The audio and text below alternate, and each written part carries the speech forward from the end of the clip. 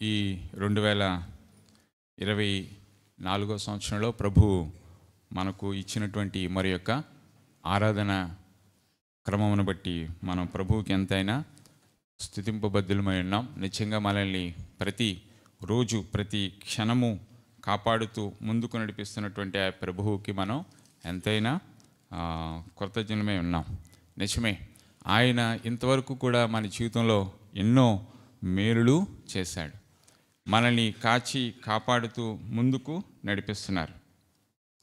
ఆయన గొప్పవాడు, మహోన్నతుడు, శక్తిమంతుడు అని మనం ఆయన్ని పూజిస్తూ ఆరాధిస్తూ గణపరుస్తూ మనం ఆయన్ని కొనియాడుతూ ఉన్నాం. మనం ఆయన్ని స్తుతించడానికి బద్ధులమై ఉన్నాం. మన్ను ఆయన్ని సన్నుతించలేదు కదా. ఒక్కసారి 33వ కీర్తనలోనికి వెళ్దాం.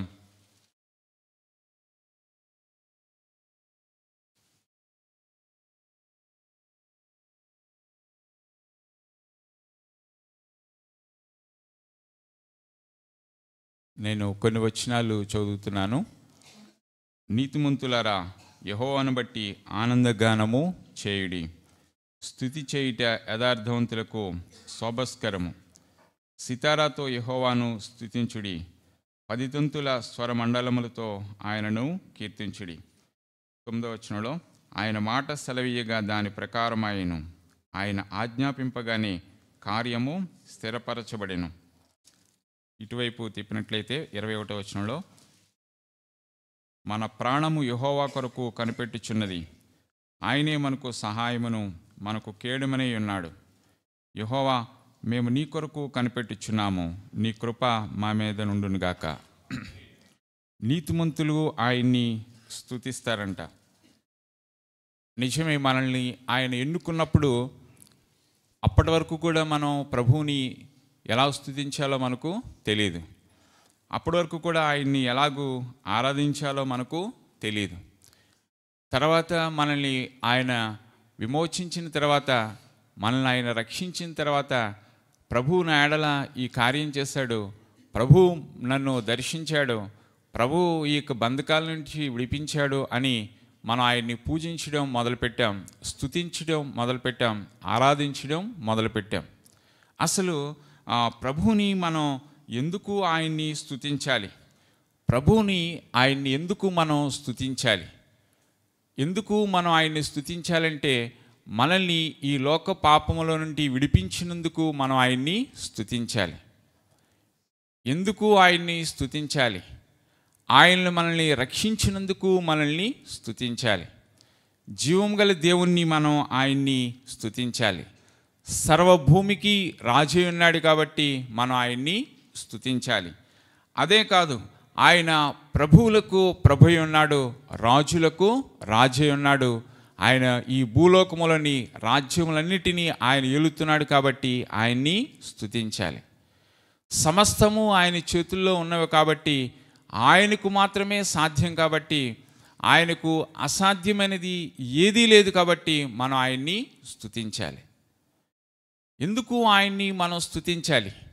ఎందుకు ఆయన్ని మనం ఘనపరచాలి అంటే, ఆయన చేతుల్లో సమస్తము కూడా గుప్తమై ఉన్నవి. ఆయన ఒకటి అవును అంటే జరుగుతుంది, కాదు అంటే అది జరగదు. కాబట్టి ప్రభువుని మనం స్తుతించాలి. నీతిమంతులారా ప్రభువుని స్తుతించండి. ఇక్కడ మనం చదివాం కదండి, నీతిమంతులారా ప్రభువుని స్తుతించండి. మనం ఇదివరకు దేవుని యొక్క నీతి లేనప్పుడు ఆయన్ని స్తుతించలేదు. ఇప్పుడు దేవుని యొక్క నీతి మనలో ప్రవహిస్తూ ఉంది. దేవుని యొక్క మాటలు మనలో ప్రవహిస్తూ ఉన్నాయి. దేవుని యొక్క జీవం గల వాక్కు మనతో మాట్లాడుతుంది. ఏమనంటే, ఆయన్ని స్తుతించాలి అని. ఈరోజు ఇలాగో సజీవ లెక్కలో ఉన్నాము అంటే అది కేవలము దేవుని యొక్క కృప మాత్రమే. అది కేవలము దేవుని యొక్క దయ మాత్రమే. నా బలము వలన అని మనం అనుకుంటే అది మనము సిగ్గుపరచబడిన వారంగా మనం ఎంచబడతాం. మన బలము వలన కానీ, మన శక్తి వలన కానీ మనలో ఎటువంటి శక్తి లేదు. ఒకవేళ మనం మంచి ఆహారాన్ని తీసుకున్నట్లయితే అది శరీరానికి సత్తువ కలిగినటువంటి ఆహారంగా ఉండొచ్చు, కానీ ఆత్మకు అది సత్తువును, శక్తిని, బలాన్ని ఇవ్వలేదు. అందుకనే యెహోవా యందు భయభక్తులు గలవారి ఎదుట ఆయన తన యొక్క కార్యాలని చేస్తాడు. ఆయనే నా బలము, ఆయనే నా కేడము, ఆయనే నా దుర్గము, ఆయనే నా శైలము అని దావీదు గారు ప్రభువుని బట్టి ఆయన స్తుతిస్తూ ఉన్నాడు. ఇక్కడ మనం చూసాం 10 తంతుల సితారాలతో ఆయన ప్రభువుని స్తుతిస్తూ ఉన్నారు. ఎందుకు ఆయన అలాగ స్తుతిస్తూ ఉన్నారు? పాటలు పాడుతూ గానం చేస్తూ ఆయన ప్రభువుని స్తుతిస్తూ ఉన్నారు, ప్రభువుని గణపరుస్తూ ఉన్నారు. మనము 2వ దినవృత్తాంతాల్లోనికి వెళ్ళొచ్చు. 20వ అధ్యాయంలో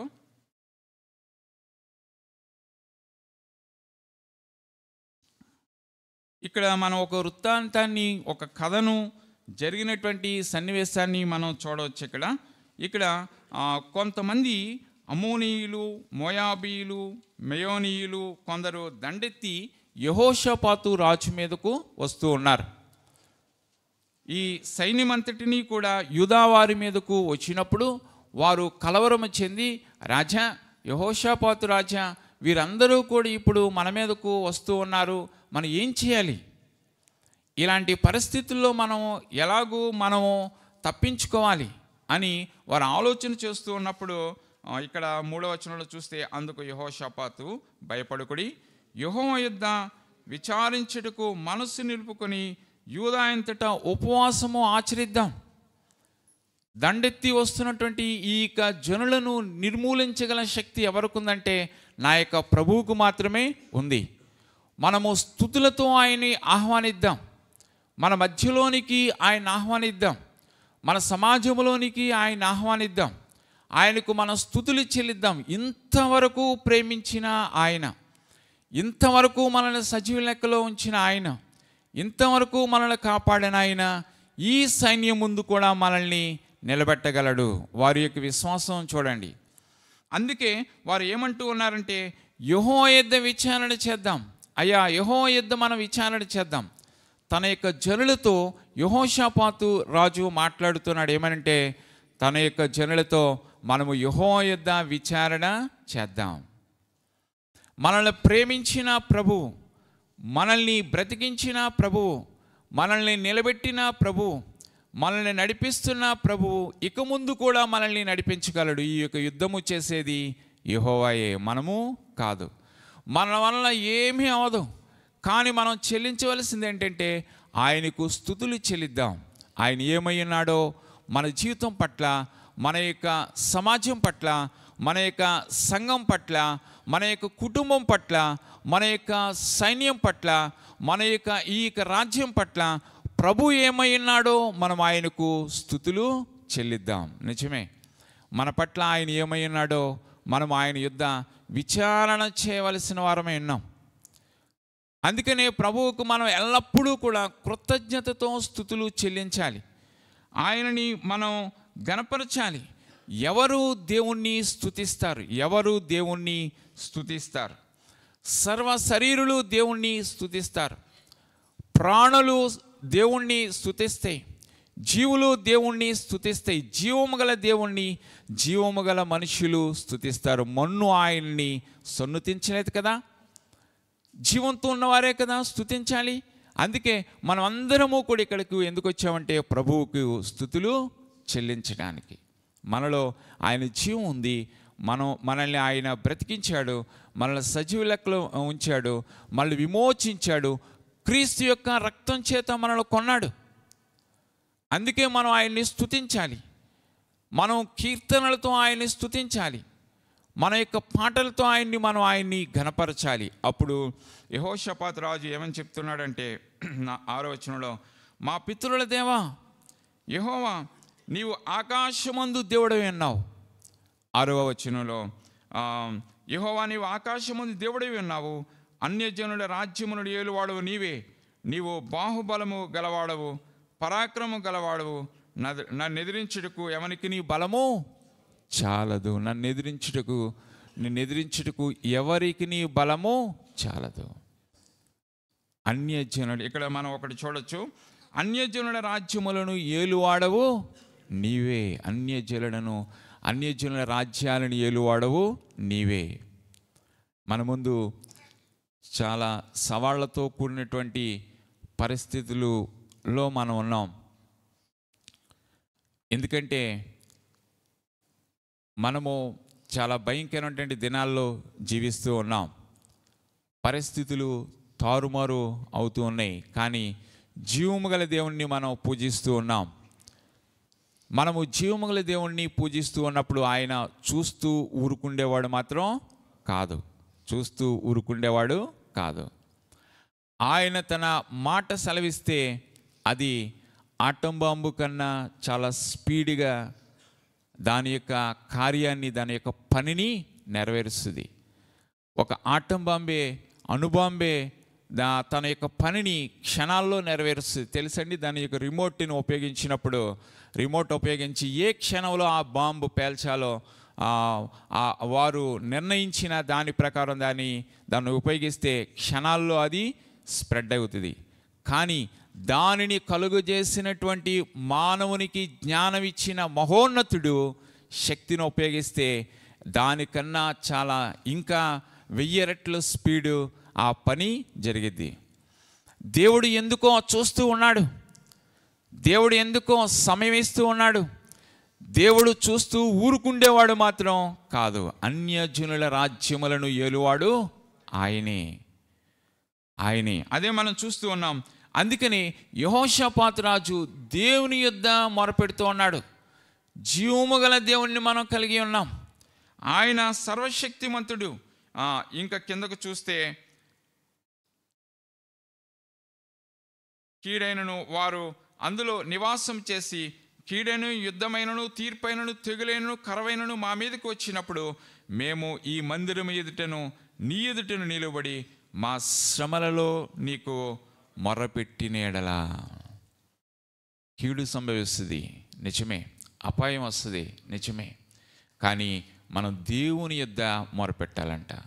యెహోషాపాతు రాజు తాను తన యొక్క రాజ్య పరిపాలన దినాలలో తన యొక్క చేతుల్లో ఉన్నటువంటి ఆ యొక్క హక్కును ఉపయోగిస్తూ రాజ్యాన్ని అంతటినీ సమకూర్చి తన జనులకు తెలియచేసింది ఏంటంటే, మనం జీవము గల దేవుని చేతుల్లో ఉన్నాం.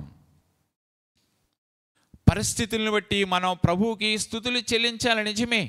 ఈ పరిస్థితుల్లో మేము ఉన్నాం, అయా ఏది జరిగినా సరే అది నీక చిత్తమే. మా వలనైతే ఏదీ కాదు, కేవలము నీ వలన మాత్రమే ఇది జరుగుతుంది, మా వల్ల అయితే ఏదీ కాదు. ఇంకా కింద వచనంలో చూస్తే, మేము స్వతంత్రించుకోవడాన్ని నీవు మాకిచ్చిన ఈ స్వాస్థ్యములో నుండి మమ్మల్ని తోలివేటికై వారు బయలుదేరి వచ్చి మాకెట్టి ప్రత్యుచ్చరము చేయుచున్నావో దృష్టించుము. మా దేవ, మా దృష్టిని చూడయ్యా, మేము నీ వైపే తిరిగి ఉన్నాం. యుద్ధము యెహోవాదే. యుద్ధము చేసేది ఎవరండి? యెహోవాదే. ఆ యుద్ధానికి ముందు మనల్ని నిలబెట్టి మనము ఆరాధించేటువంటి లేకపోతే స్తుతించేటువంటి స్తుతుల ద్వారా గొప్ప జయాన్ని మనం చూస్తాం.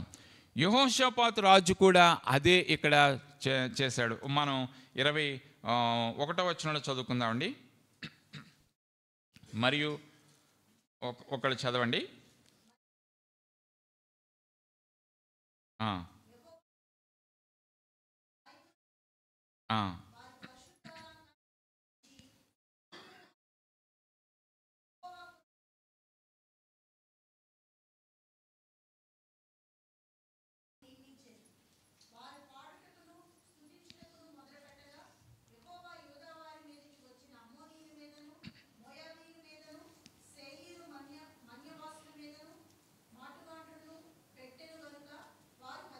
వారు హతులైరి. ఎప్పుడు వారు హతులయ్యారండి? సైన్యము ముందు, జనుల ముందు ఎవరిని పెట్టాడు ఆయన? గాయకులను పెట్టాడు, కీర్తనలు పాడేవారిని పెట్టాడు, స్తుతించేవారిని పెట్టాడు. కీర్తనలు పాడుట అంటే దేవుణ్ణి స్తుతించుట అనే అర్థము, దేవుణ్ణి ఘనపరచుట అనే అర్థము. ఈ స్తుతుల్లో నుంచి వచ్చింది ఆరాధన. స్తుతి చేయుట దేవునికి శోభస్కరం. అలాగూ తన యొక్క జనులను నడిపిస్తూ వారికి ఏం నేర్పించాడంటే, మనము దేవుణ్ణి స్తుతిద్దాం, మన యొక్క పాటల ద్వారా మన ప్రభువుని స్తుతిద్దాం, మన యొక్క గానం ద్వారా ప్రభువును మనం స్తుతిద్దాం, జయ జయ ధ్వనుల ద్వారా ఆయన్ని స్తుతిద్దాం. అప్పుడు గొప్ప జయాన్ని చూశాడు. ఈ యొక్క అమ్మోనీయులు, మోయాబీలు, మెయోనీయులు ఏమైపోయారంటే హతులైపోయారు. గొప్ప సైన్యము సహితము దేవుని ఎదుట ఏమైంది? అపజయం పొందారు. ఎప్పుడంటే స్తుతులు చెల్లించినప్పుడు. మన యొక్క జీవితంలో మన యొక్క సమస్యల ముందు స్తుతులు పెట్టినప్పుడు గొప్ప జయాన్ని మనం చూస్తాం. మనకున్నటువంటి సమస్యలు ఈ యెహోషాపాతు ముందున్నటువంటి సమస్య కన్నా పెద్ద సమస్యలు మనం ఏమీ ఎదుర్కోవట్లేదు. ఎందుకంటే రాజ్యం మీదకు ఆల్రెడీ దండెత్తొచ్చారు. గొప్ప సైన్యం దండెత్తి వచ్చింది. గొప్ప సైన్యం ఆ యొక్క భూభాగాన్ని ఆక్రమించుకోవడానికి, యెహోషాపాతు రాజ్యాన్ని ఆక్రమించుకోవడానికి, యెహోషాపాతు రాజ్యాన్ని దించివేయడానికి వారు వచ్చినప్పుడు వారు ఏం చేశారంటే, వారికి తెలుసున్నది ఒకటే, ఏంటంటే ప్రభువుని స్తుతించుట. ఎందుకంటే అన్యజనులు సహితము, అన్యజనుల రాజ్యాలు సైతము నువ్వు ఏలుతున్నావయ్యా. ఈ భూలోకంలోని రాజ్యాలన్నీ నువ్వు ఏలుతున్నావయ్యా. నీకు అసాధ్యమైనది ఏదీ కూడా లేదు. మొన్ను నిన్ను సన్నుతించలేదు, మేమే నిన్ను సన్నుతించాలి. ఎందుకంటే మా బలము నీవే, మా శైలం నీవే, మా కేడము నీవే, మా దుర్గము నీవే, మా ఆధారం నీవే. కాబట్టి మేమే నిన్ను స్తుతించాలి, మిమ్మల్ని ఘనపరచాలయ్యా. అందుకే ఈ యొక్క యుద్ధములో మేము మిమ్మల్ని స్తుతిస్తూ ఉన్నాం.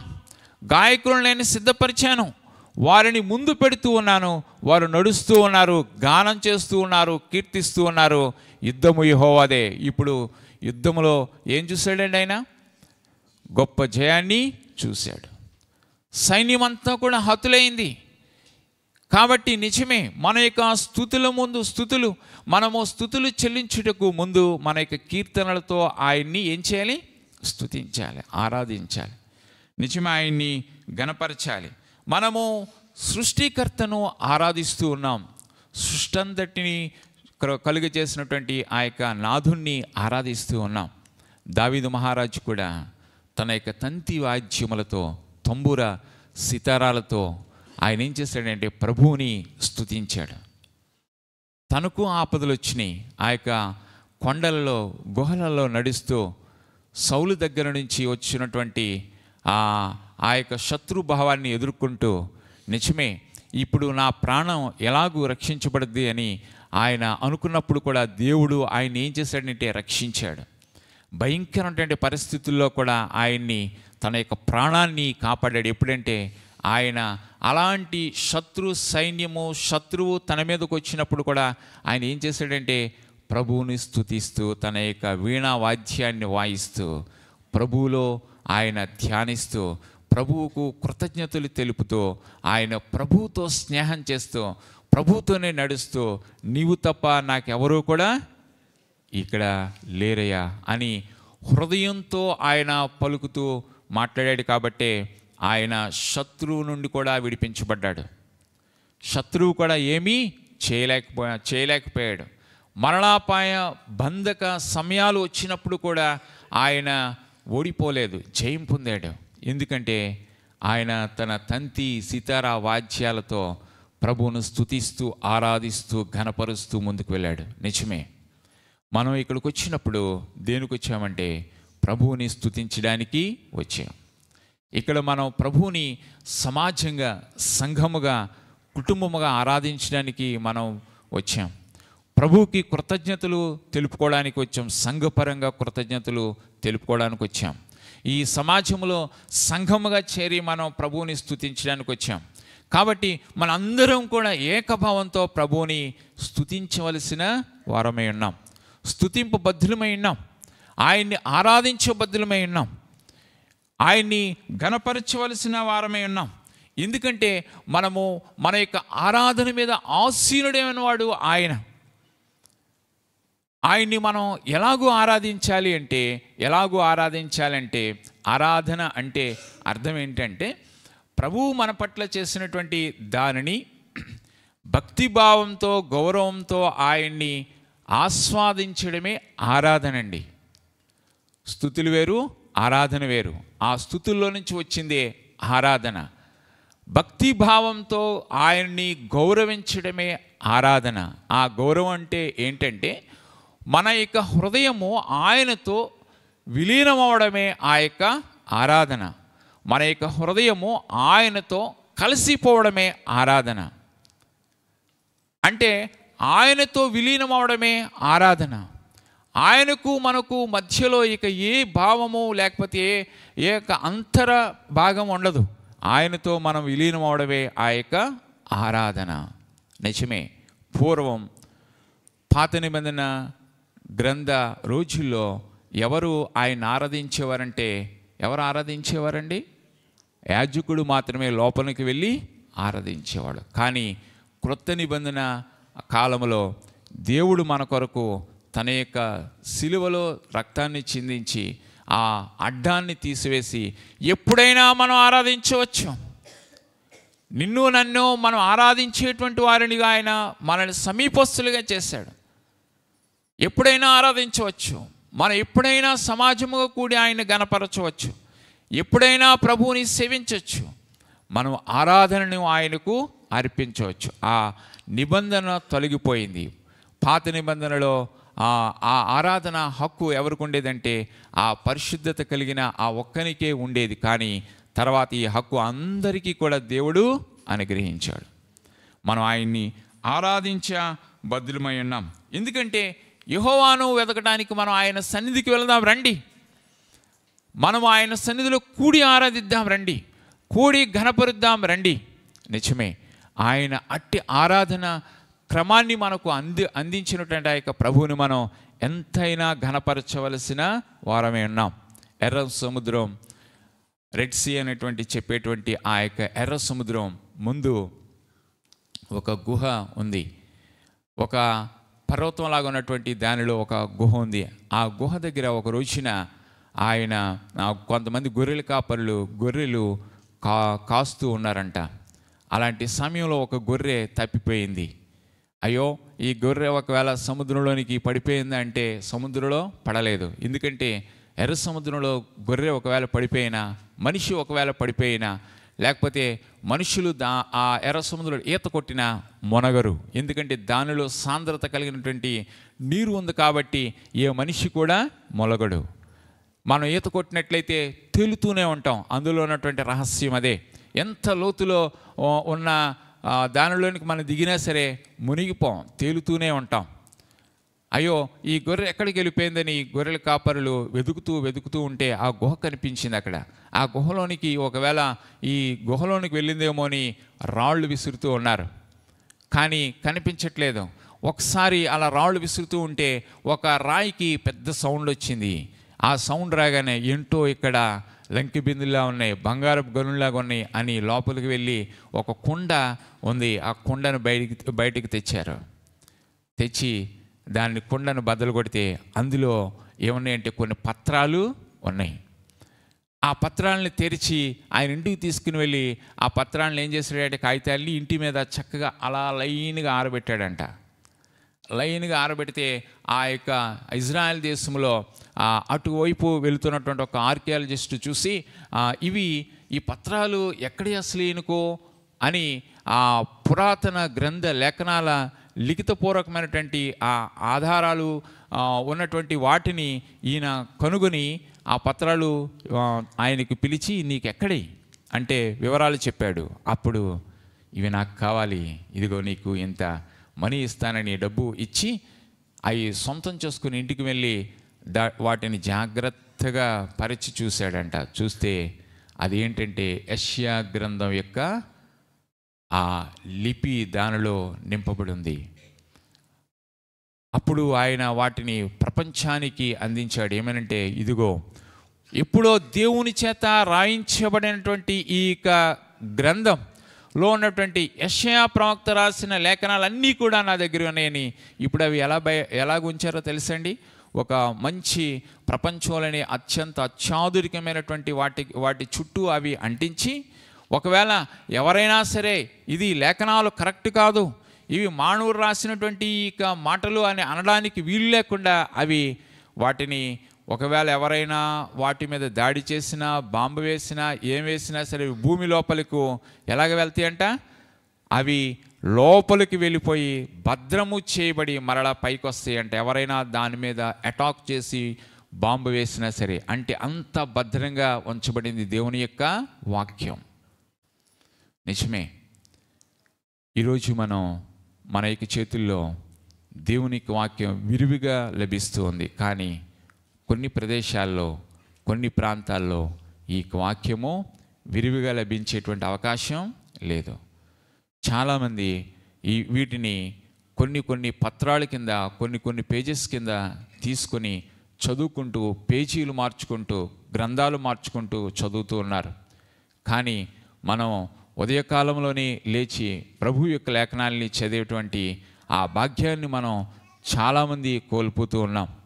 నిజమే, ప్రభువుని ఆరాధించవలసిన మనము దేవుని వాక్యాన్ని, ఉదయాన్నే జిహ్వా ఫలాన్ని ఫలించవలసిన, లేకపోతే జిహ్వా ఫలాన్ని మనం అనుభవించవలసిన వారం దేవునికి లేఖనాన్ని మూలన పెట్టేస్తూ ఉన్నాం. ఆ లేఖనాలు ఎంత విలువైనవో ఆయన కోట్ల రూపాయలు హెచ్చించి వాటిని కొని, వాటిని ఎలాగూ భద్రం చేసాడంటే కొన్ని కోట్ల రూపాయలు విలువైన ఆయుధాలతో అవి దాచి ఈ రోజుకి కూడా అవి అలాగే ఆ దేశంలో, ఇజ్రాయెల్ దేశంలో దాచబడి ఉన్నాయి. వాటికి ప్రొటెక్షన్, ఎవరూ కూడా వాటిని ఏమీ చేయలేని విధంగా అవి దాచబడి ఉన్నాయి. కానీ మనం ఎలాగూ దీనిని ఉపయోగిస్తూ ఉన్నాం, ఈ లేఖనాలను మనం ఎలాగూ తీసుకుంటూ ఉన్నాం. మనకు ఇవ్వబడినటువంటి జీవగ్రంథాన్ని మనం చాలా మనం ఉపయోగించవలసిన రీతిలో మనం ఉపయోగించలేకపోతూ ఉన్నాం. ఆరాధించవలసిన రీతిలో ఈ లేఖనాన్ని, దేవుని యొక్క లేఖనాలని మనం గైకొని ఆరాధించలేకపోతూ ఉన్నాం. ఈ లేఖనాలకు మనం సరైన స్థానాన్ని ఇవ్వలేకపోతూ ఉన్నాం. కానీ ప్రపంచంలో చాలా స్థలాల్లో ఈ లేఖనాలు అందుబాటులోనికి మనకున్న విధంగా అందుబాటులోనికి రాలేదు, దొరకట్లేదు. కొన్ని ప్రతులను మాత్రమే వాళ్ళు చదవగలుగుతున్నారు. ప్రియులారా, నిజమే, మనము ఈ లేఖనాలను బట్టి మనం ఆయన్ని ఎంతైనా సరే స్తుతించాలి, ఆరాధించాలి, గణపరచాలి. దేవుని యొక్క వాక్యము జీవము గలది. దేవుని యొక్క వాక్యము మనం ఆయన ఆరాధించినప్పుడు వారిలో ఒంటరి అయిన వాడిని ఏం చేస్తానన్నాడు అండి? 10,000 మందిని చేస్తాన్నాడు. 10,000 మందిని చేస్తాన్నాడు. సెటిల్మెంట్ జరుగుతున్నటువంటి ఆ దినాలలో ఆ ప్రాంతానికి సెటిల్మెంట్ ప్రాంతం అనేటువంటి గుర్తింపు పొందిన ఆ ప్రాంతంలో సెటిల్మెంట్స్ జరిగాయంట. ఊరికి పేరు లేదు, కానీ దానికి ఒక పేరుంది. అదేంటంటే సెటిల్మెంట్ ప్రాంతం. ఏంటండి? సెటిల్మెంట్ ప్రాంతం. దొంగతనాలు జరిగేవి అక్కడకు. పెద్ద భారతదేశంలోనే పెద్ద దొంగలు ఉన్నటువంటి ఆ సెటిల్మెంట్ ప్రాంతంలో ఒక రోజున దేవుని ఈ సెటిల్మెంట్ ప్రాంతానికి ఎవరు వెళ్తారు? ఇలాంటి భయంకరమైనటువంటి ఈ ప్రాంతానికి వెళ్ళి ఎవరు ప్రభువుని పరిచయం చేస్తారు? ప్రభువుని ఆరాధించేటువంటి ఆ ఆరాధన స్థలంగా ఎవరు మారుస్తారు అని అనుకున్నప్పుడు ఒక ఆయనకు దర్శనం వచ్చింది. ఆ దర్శనం ద్వారా అక్కడికి వెళ్ళి ప్రభు యొక్క సువార్తను పంచడం మొదలుపెట్టాడు. ఒక్కడిగా వెళ్ళాడు, ప్రభు సువార్తను పంచుతూ ఉన్నాడు. ఆ సువార్త పంచుతూ ఉన్నప్పుడు వాళ్ళు అన్నారు, మేము గజి దొంగలం, మా స్థలం సెటిల్మెంట్ ఏరియా, ఇక్కడికి మీరు రావడానికి లేదు. దేవుని యొక్క వాక్యం అక్కడ పరస్పరెలుగు జీవజ్వాల వలె ప్రవహించింది. ఆ స్థలంలో ఆ రోజున ఆయన, ఆ దొరగారు అక్కడ వాక్యం ఎత్తినప్పుడు అనేక మంది మారడం మొదలుపెట్టారు. తర్వాత అందులో వారుకున్నటువంటి ఆ జీవనాధారంగా ఎంచుకున్నటువంటి దొంగతనాలు కావచ్చు, జీవనాధారంగా ఎంచుకున్నటువంటి ఓళ్ళను దోసేటువంటి పరిస్థితులు కావచ్చు, అవన్నీ కూడా దేవుని యొద్ద ఒప్పుకొని మేము ఇది చేయం, ఇక ఈ వృత్తి నుంచి మేము బయటకు వచ్చేస్తాం, ఈ సెటిల్మెంట్స్ మేము చేయం, జీవము గల దేవుని యొక్క వాక్యం మాలో ప్రవహిస్తూ ఉంది అని అక్కడ ఉన్నటువంటి ఆ సెటిల్మెంట్ ఏరియా అంతా కూడా చాలామంది ప్రభు వైపు తిరిగారు. అప్పుడు వాళ్ళందరూ కూర్చున్నారు. నిజమే, మన ప్రాంతం ఈ సెటిల్మెంట్ ఏరియా ఎలాగైపోయిందంటే ఇక్కడ దేవుని యొక్క నీతి ప్రవహిస్తూ ఉంది, మనం ఎన్ని మానుకున్నాం, కాబట్టి ఇప్పుడు మన ఊరికి ఒక పేరు పెట్టుకుందాం అని అందరూ కూర్చున్నారంట.